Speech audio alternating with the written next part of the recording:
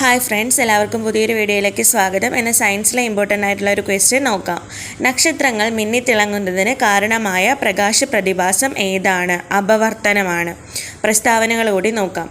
ഒരു മാധ്യമത്തിൽ നിന്ന് പ്രകാശിക സാന്ദ്രതയിൽ വ്യത്യാസമുള്ള മറ്റൊരു മാധ്യമത്തിലേക്ക് പ്രകാശം ചരിഞ്ഞു പ്രവേശിക്കുമ്പോൾ മാധ്യമങ്ങളുടെ വിഭജന തലത്തിൽ വെച്ച് അതിൻ്റെ ദിശയ്ക്ക് വ്യതിയാനമുണ്ടാകുന്നു.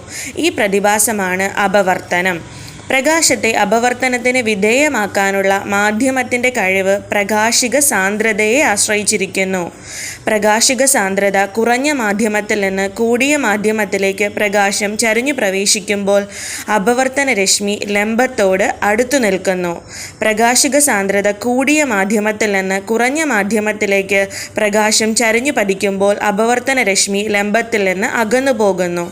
മാധ്യമത്തിൻ്റെ വിഭജന തലത്തിലേക്ക് ലംബമായി പതിക്കുന്ന പ്രകാശരശ്മിക്ക് അപവർത്തനം സംഭവിക്കുന്നില്ല.